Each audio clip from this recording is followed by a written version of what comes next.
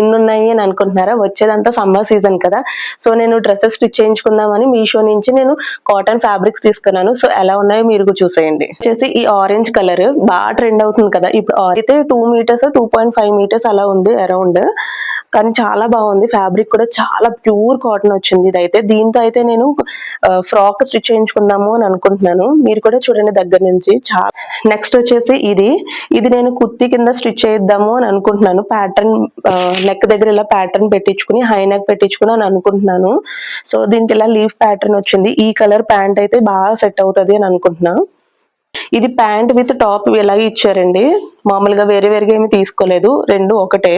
నాకు ఇది colour combination కూడా బాగా నచ్చింది. ఇంకా ఈ ప్యాటర్న్ కూడా బాగా నచ్చింది. దీన్ని కూడా నేను ప్యాంట్ వచ్చేసి ప్లాజో ప్యాంట్ కింద, ప్యాంట్ కూడా కింద కట్ వర్క్ బార్డర్ పెట్టించి దీనికి ప్యాటర్న్ నెక్ పెట్టించి స్టిచ్ చేద్దాము అని అనుకుంటున్నాను.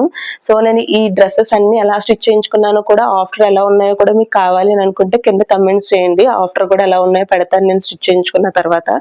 ఇది మెటీరియల్ అయితే ప్యూర్ కాటన్ వచ్చినాయి 3 కూడా. ఈ 3 మెటీరియల్స్ లో మీకు బాగా ఏది నచ్చిందో కమెంట్స్ చేయండి. ఈ మెటీరియల్స్ లింక్స్ కావాలంటే డిస్క్రిప్షన్ లో ఇస్తాను.